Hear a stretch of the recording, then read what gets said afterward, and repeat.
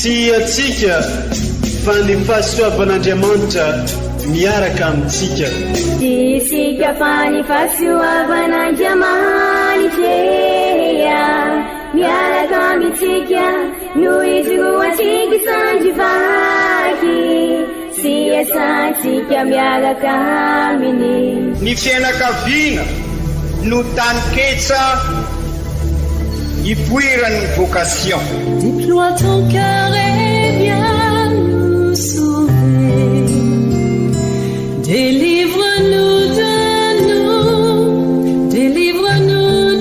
tout. Fasisika tokoa fa ny fahasoavan'Andriamanitra miaraka amintsika. Isika fa ny fahasoavan'Andriamanitra miaraka amintsika noho izy roantsika sandrivaky sy asantsika miaraka aminy. Fa olo raika atokotrantsika ao aminy, fianakaviana iray ao aminy, tsy misy hevitrevitra. Ny olo no mampizara indraindray fa Andriamanitra i Jesoa lay mpiandrony tsara ranolotra ny aina olo raika. Ary ao amin'ny fiangonana ao amin'ny eglizy dia sambatra atsika mahasapa an'izay.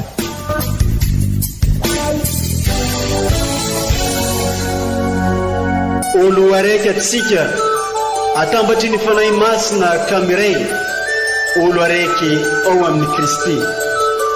Fandaram-pampianarana iaranao amin'ny son excellence Monseigneur Benjamin Marc Caramarson eto amin'ny radio Fagnier.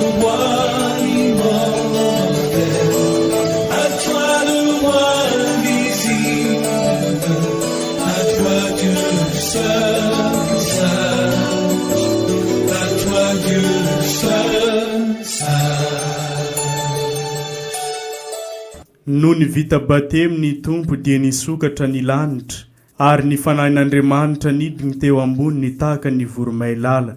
Dia inzao nisy feony iray nilaza hoe, zanako malalako ity, ilay sitrako tokoa. Ankafaliagna ankaravoagna no anloragna fiarabagna amintsika jiaby izay magnaraka tsy tapaka ity onjam-peon'ny radio Fagniry mamintsika ity, izay onjam-peo mampitamitra antsika ho iray sady onjam-peo mitady mandrakariva ny anitatra ny fanjakan'Andriamanitra eto amin'ity diosèzy mamintsika ity. Isaoranay ianao izay mankamamy sy mankafy ireo fampianarana sy toritenin'ny Monseigneur Archevêque eto amin'ity onjam-peon'ny radio Fagniry ity.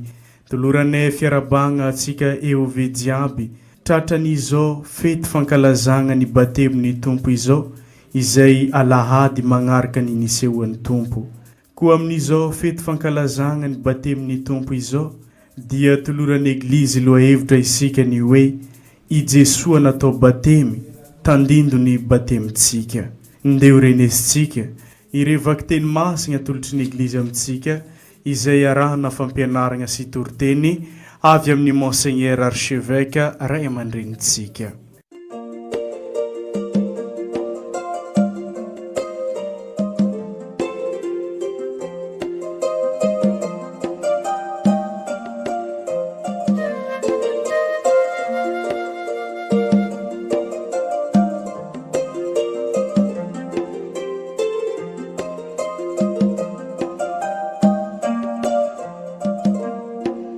Boky izay ampaminany. Ampionony ny vahoakako hoy ny Andriamanitrareo. Mitenena amin'ny fony Jerosalema ary ataovantsoavo aminy fa tapitra ny fanompoany. Voahonitra ny helony, voarainy tamin'ny tanan'ny tompo ny indroahiny ny valin'ny fahotany. Injany misy feo miantso hoe, misava lalana any anefitra ho an'ny tompo, manorena arabe any amin'ny tany lavavolo ho any Andriamantsika. Aoka ny lohasaha rehetra hasandratra, ny tendrombohitra mankavoana rehetra haetry, ny afo hanjary tany lemaka, ary ny vato mideza ho lembalemba.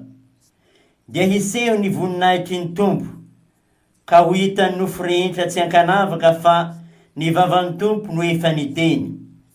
Injay misy feo manao hoe, miantsoa, dia nisy namaly hoe, ahoana no antso hataoko? ahitra ihany ny nofo rehetra, ary tahaka ny voan-javatra eny an-tsaha ny hatsaran-tarehiny. Maina ny ahitra, malazo ny voniny, rehefa serany ny fofonay ny tompo. Eny, ahitra ihany ny olombelona, maina ny ahitra, malazo ny voniny, fa ny tenin'Andriamanitra haharitra mandrakizay. Miakara eny an-tendrombohitra avo ianao, izay mitondra ny teny soa ho an'i Siona. Manandrata feo mafy ianao, izay mitondra ny teny soa ho an'i Jerosalema. Manandrata feo fa aza matahotra. Lazao amin'ny tanànan'i Joda hoe, indro ny Andriamanitrareo, indro fa tonga ny Tompo Andriamanitra, amin'ny heriny, ny sandriny mampiasa ny fifehezana. Indro fa miaraka aminy ny valosoa avy aminy, ary ny tamby homeny eo anoloany. Toy ny mpiandrondry miandry ny andianondry izy, handray ny zanak'ondry amin'ny sandriny, hitondra any reny eo an-trotroany, ary handroaka moramora ny mampinono. Izany ary ny tenin'ny Tompo, isaorana ny Andriamanitra.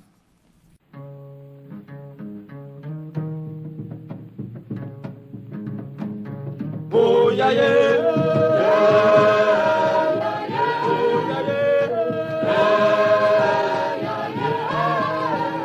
ni tani Tompo. Oh yeah yeah.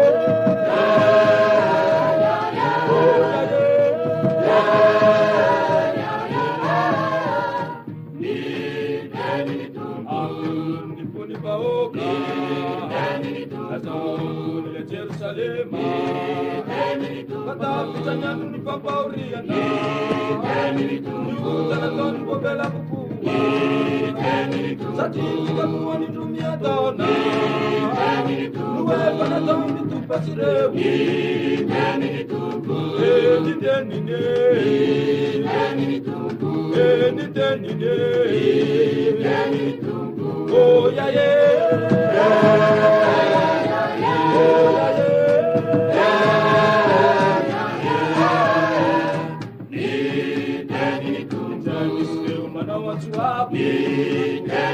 Amboaring lalang surang tumpi, misakil dalam desa ciri, tutup kuara luasa, bila tunggu jamannya bona, atau terus terus dahulu, ini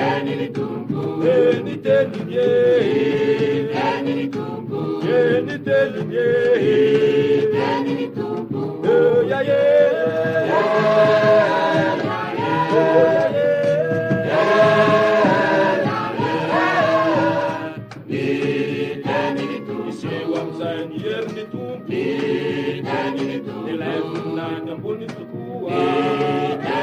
Masamia itanzania bukua, yulu yeta na isa, itu mahernu efenteni, ilasa ngarnu efentolanga, eni tenine,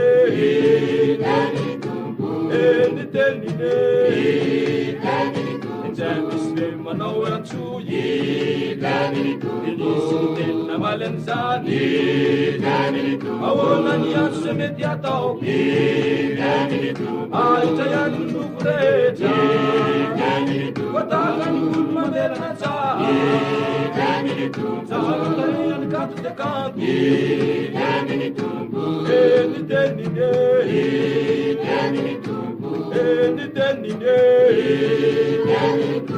oh yeah yeah, oh yeah yeah,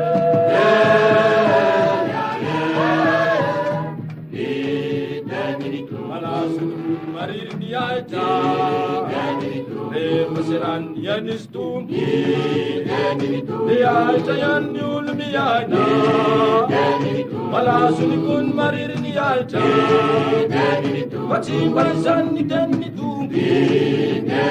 Fatemi marcha mandaksai,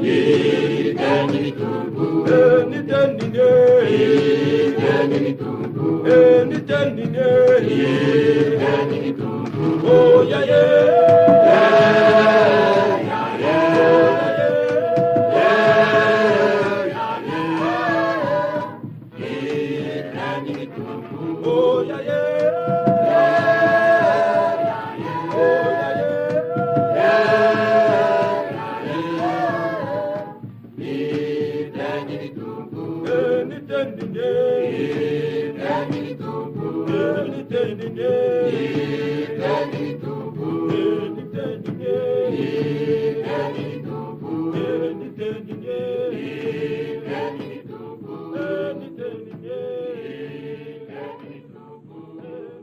Vakiteny masiny faharoe boky mitantara ny asan'ny apôstôly.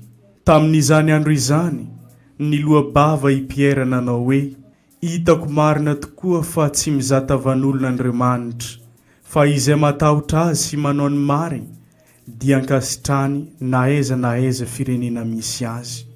Nampitondra teny tamin'ny zanak'Israely izy mba hanambara fiadanana amin'ny alalan'i Jesosy Kristy izay tompony izao rehetra izao. Fantatrareo ny zavatra tanteraka eran'ny Jode manontolo nanomboka tany Galile taorian'ny batemin'ny Toriny Joany dia amin'ny Jesosy avy any Nazareta izay nosorany Andriamanitra tamin'ny fanahy masiny sy ny heriny ka nandeha nanao soa traizatraiza nahasitrana izay rehetra azony demony satria momba azy Andriamanitra. Izany ary ny tenin'ny Tompo isoragna ny Andriamanitra.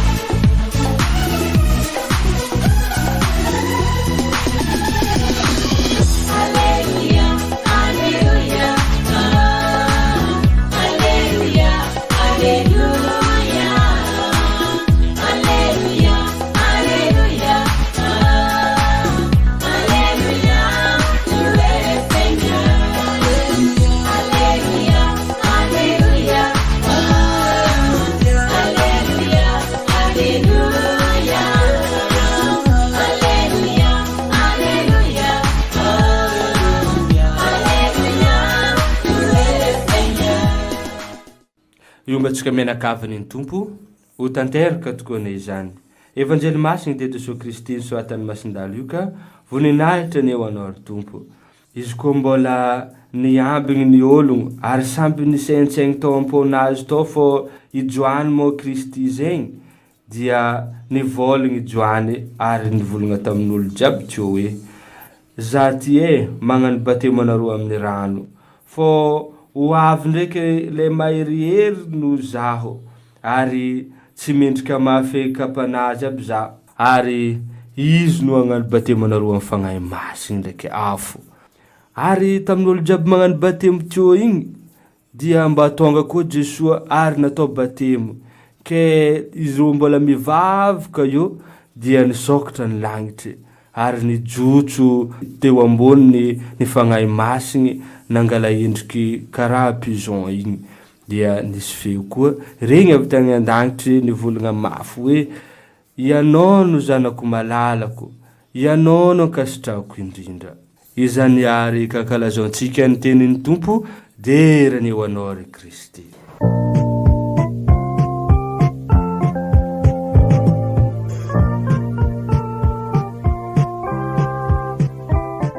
Ry kristianina ava malala, izao lahady fankalazana ny batemin'ny Tompo izao no amaranasika ny fankalazana Noely ka idirantsika amin'ny mandavataona, zany hoe fandalinana ny finoana no alaliantsika ary nandritra ny Noely fa Andriamanitra sy lavitra ny Andriamanitsika, Andriamanitra eo anivosika, eo anivony vahoakany, eo anivony fianakaviany, Andriamanitra miaradia amin'ny fianakaviany, amin'ny olo raika. Izany no ataosika sitratrarisika amin'izao sinôda izao, o eglizy miaradia, miaradalana amakivaky ny fiainana zay natao hoe synôda ho isika, ka izay indrindra izao fankalazana nataosika amin'ny Noely zay ho faranatsika amin'izao fankalazana ny batemin'ny tompo izao.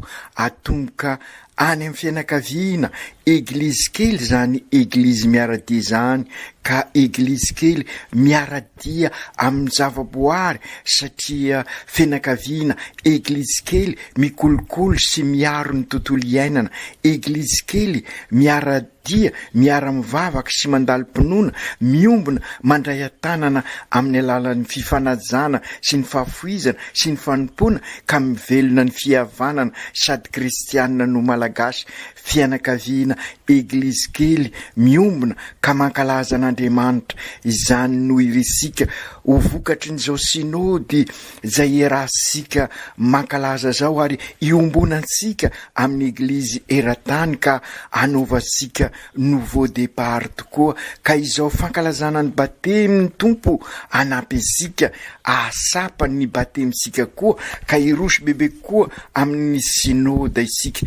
Ry kristianina ava malala, nandray ny toetratsika olombelona akoatry ny fahotana i Jesoa, ary nahatonga sika ho zanak'Andriamanitra. Io lay takalo sarobidy nankalazaisika tamin'ny Noely, takalo sarobidy satria sy takatra ny saisika ary sy ho takatra n'izao tontolo zao, fa ho an'izay nomena azy dia sarobidy satria takalo mahatonga sika ho zanak'Andriamanitra fahasoavana miampy fahasoavana. Izany no mibaribary amin'izao alahady ankalazasika ny batemin'ny tompo izao, satria ny batemy dia fantatsika fa lay fandalovana avy amin'ny fahotana, avy amin'ny rasy, ka mampiditra sika amin'ny tena fiainana, mampiditra sika amin'ny fahasoavana. Azo lazaina zany fa batemy ihany koa ho ansika izao synôdy zay karakara isika zao sy ezahasika ho tanteraina zao, satria maniry isika hiala amin'ny zavatra mifamatipatotra rehetrarehetra, ireny zavatra mikorontana ireny, ka mba hihiditra amin'ny lamina sy amin'ny fiainana vaovao sika. Milaza miara-mahita isika fa mbola maro ny zavatra mikorontana, vokatry ity korontana virus ity eo amin'ny fiainansika, ka enganie izao fetrehasika ny synôda izao anampy isika hiditra amin'izay lamina, ary zay le hoe versika hoe directoire pastoraly, lamina pastoraly, anampy isika hivelona any batemy indrindra. I Jesoa ry kristianina havana amin'Andriamanitra azy dia sy manana fahotana ary sy mpanota izy, nefa no izy nanaiky ho tonga olombelona ary sy mba sarisarin'olombelona dia naiky nataon'ny Joany Batista batemy. Sy mila batemy Jesoa, sy mila n'izay fandalovana izay avy amin'ny rasika miditra amin'ny tsara, satria sara i Andriamanitra. Ka noho izany i Joany lay mpanao batemy dia batemy fibebahana no nataony, ka i Jesoa sy mila n'izay fibebahana izay araky ny voalazasika teo. Ny batemin'i Jesoa kosa dia mitondra amin'ny fahateram-baovao, ary izany no sara ho dinintsika amin'izao andro ankalazasika ny batemin'ny tompo. Sary ihany koa nefa ny manipoka fa sy batemy fibebahana no nataon'ny Joany tamin'i Jesoa, fa famantarana ny maha olombelona any Jesoa. Sy mila fibebahana Jesoa isika teo, fa nitsoboka tao anaty rano izy mba hitondra sika amin'izay tena batemy, ary zay raha teo no nambaran'i Jesoa ao Joany ao amin'ny evanjely. Izao no manao batemy anareo amin'ny rano, fa ho avy lay mahery no izao, ary tsy mendrika mahany fiakapany akory aho.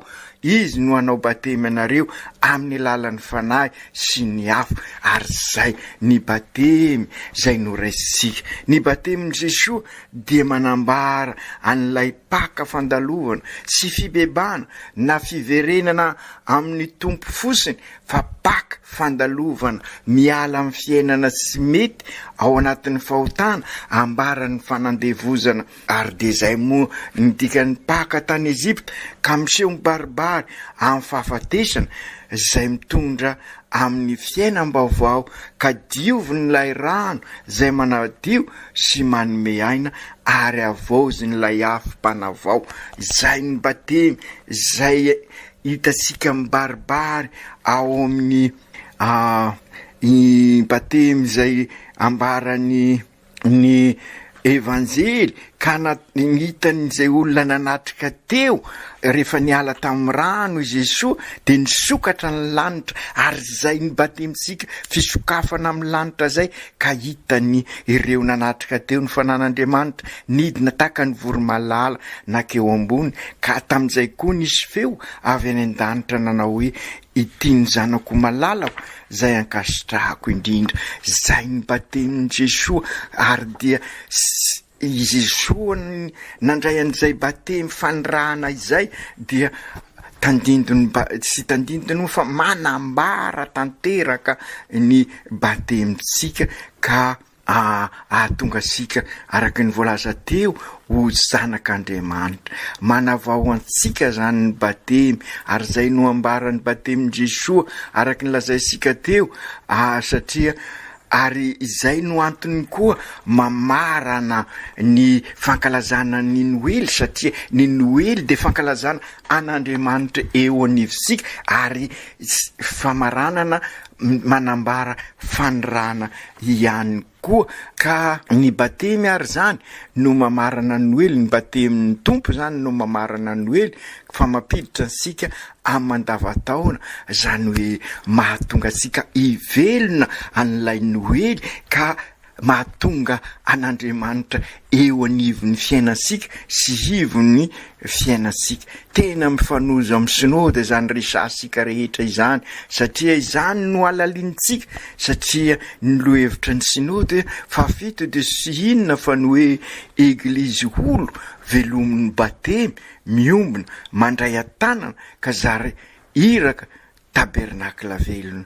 Raha tao amin'ny teny hafa ny tanjon'ny synody de sy inona fa ivelomasika ny batemy araky izay voalaza ny evanjely zay.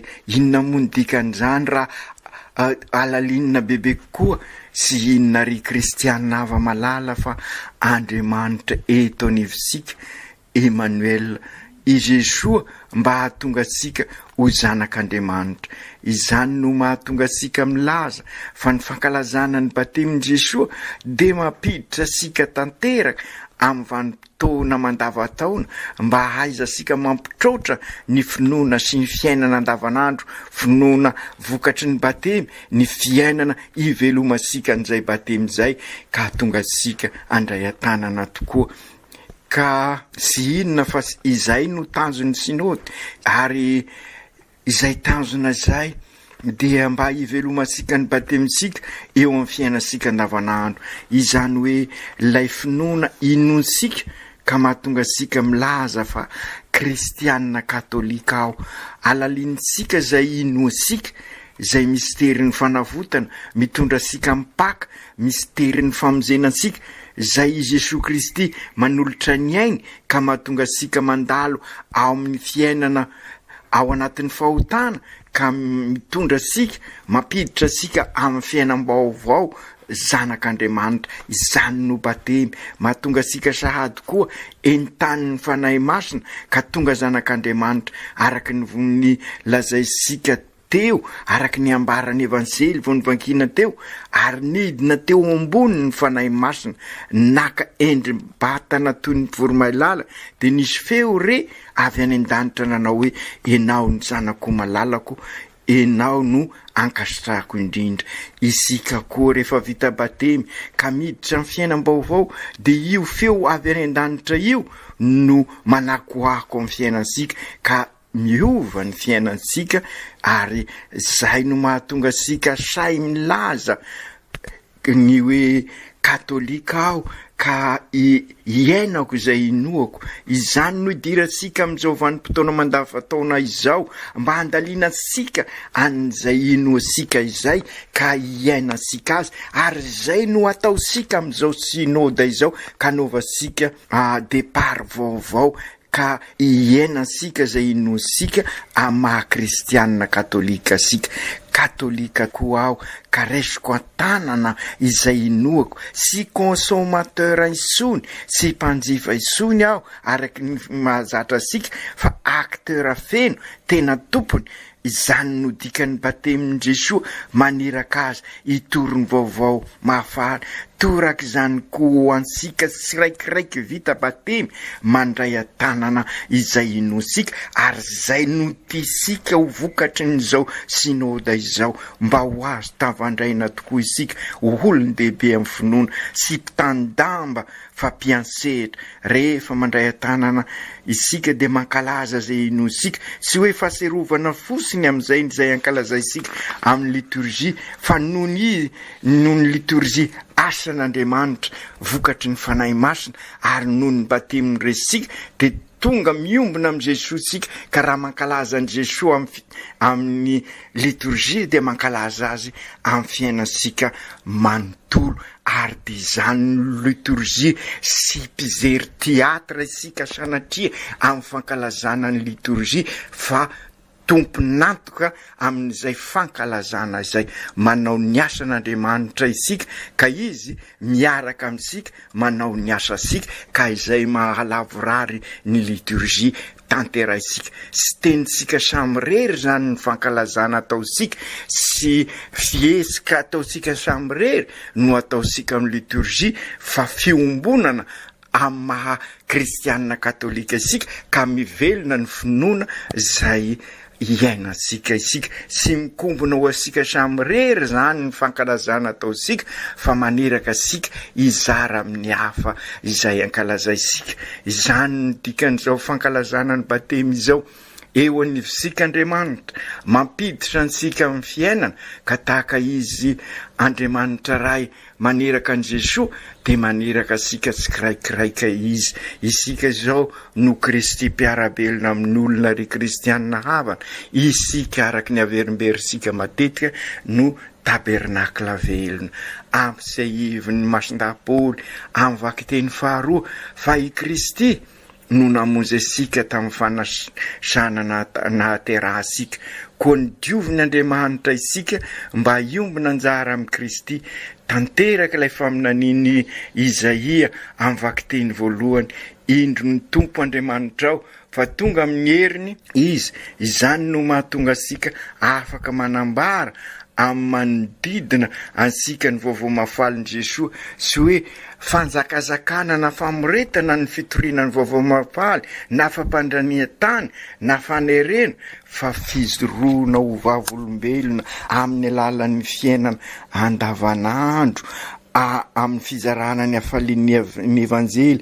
Ary io no ambarany boky mitantara ny asan'ny apôstôly amin'ny vakiteny faharoa, ka sy ny salasala i Piera ny zoro ho vavolombelona, ka nanambara hoe hitako marina tokoa fa sy mizahatavan'olon'Andriamanitra, fa izay matahotra azy sy manao ny marina de ankasitrainy naizanaiza firenena misy azy.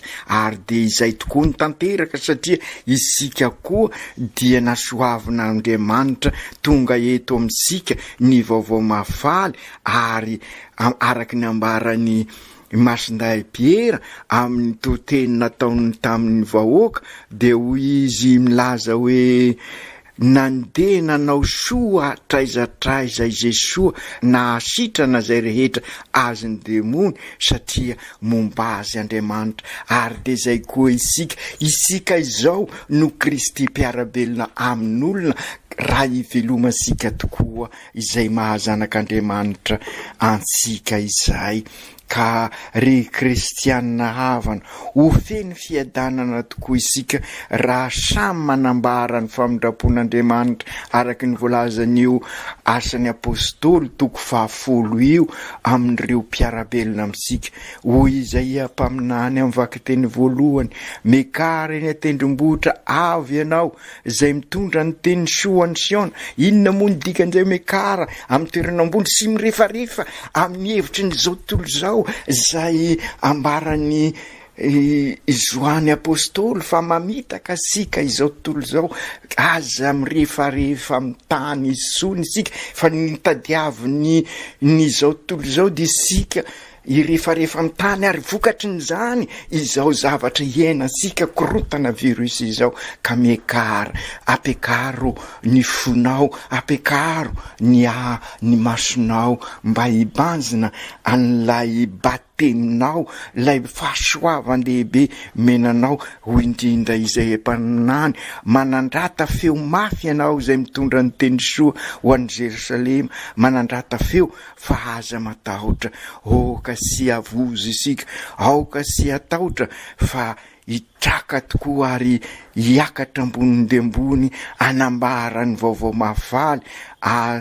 Aza pidirina ao am-paosy ny finoasika, aza vela irefarefa amin'ny tany ny fiainasika.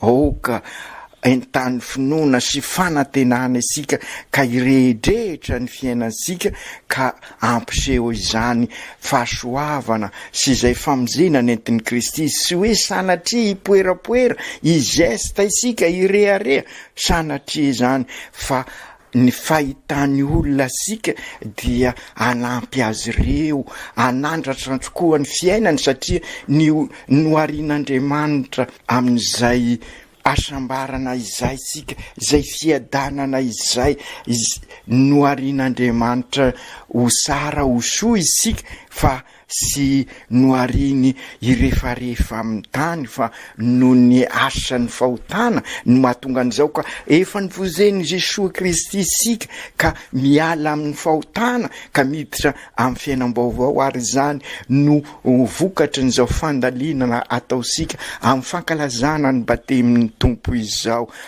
Ka mila ny famonjena tokoa isika ary oka ho zaraisika manodidina sika ny famonjena fa indrindra amin'sika miatrika n'izao korontana virus izao izay matetika sika no mamerina hoe very fanahy mbola velona sika.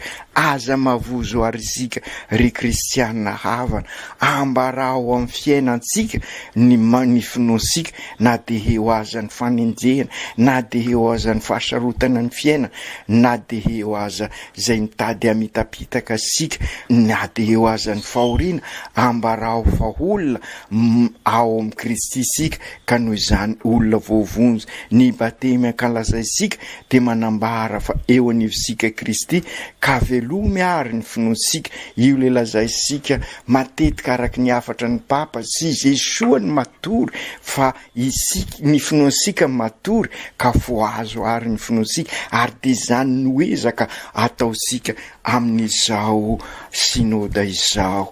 Ry Jesosy Tompo, tonga eto anivonay tokoa ianao ka amin'izao andro fankalazana ny nanaovana batemy ianao izao no mitodika aminao izahay zandrinao, izahay olo raika aminao.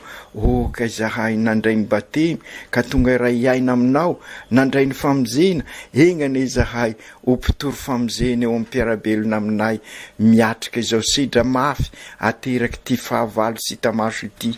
Mila fanavozana ny fiainanay engany tsy ho batemy mpibebahana fotsiny no nyresinay fa lay batemy natonga anay ho zanak'Andriamanitra. Ampio izahay rehetra iaina sy anambara ny asy ny finoanay miatrika izao sinoda izao indrindra izahay satria maniry ianao depart vaovao, ianao fiangana vaovao, maniry pentecote vaovao, fotoana ifampitrahofanay izao, fotoana ifampianona ka enganeny fanahinao hanilo anay, ahitanay ny marina ivelomanay azy eo amin'ny fiainana andavanandro.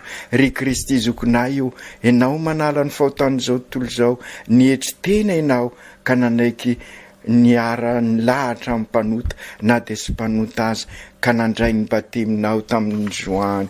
Nanaiky ho fahotana ianao mba hanafaka anay amin'ny fahotana, koa noho ny batemin'ny resinay dia tonga zanak'Andriamanitra izahay na dia sy mendrika azy. Ampio izahay ahay eny ny teninao mandrakariva ka mba ho zanaky ny ray marina tokoa, ka ho génération mpanorona tokoa ny izahay, ho eglizy olona velona mpanorona eglizy tranon'Andriamanitra.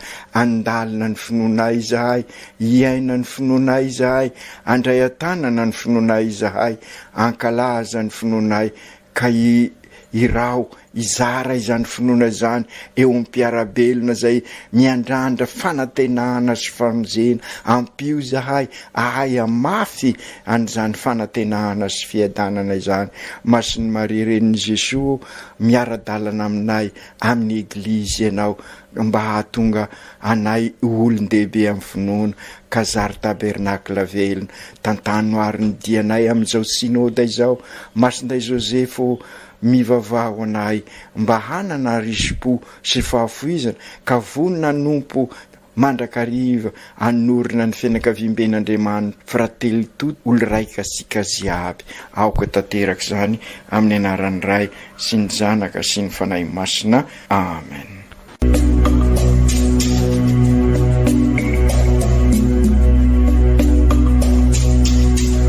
Tsy atsika fa ny fahasoavan'Andriamanitra miaraka amintsika. Tsy isika fa ny fahasoavan'Andriamanitra miaraka amintsika, noho izy ho antsika sandrivaky, sy asantsika miaraka aminy. Ny fianakaviana no taniketsa ipoiran'ny vocation. Déploie ton cœur et viens nous sauver. Délivre-nous de tout. Fa sisika tokoa fa ny fahasoavan'Andriamanitra miaraka amintsika. Sisika fa ny fahasoavan'Andriamanitra miaraka amintsika, noho izy ho antsika sandrivaky, sy asantsika miaraka aminy. Fa olo raika tokoatranisika ao aminy, fianakaviana iray ao aminy, tsy misy hevitrevitra. Ny olo no mampizara indraindray, fa Andriamanitra i Jesosy lay mpiandrony tsara nanolotra ny aina, olo raika. Ary ao amin'ny fiangonana, ao amin'ny eglizy dia sambatra atsika mahasapa an'izay.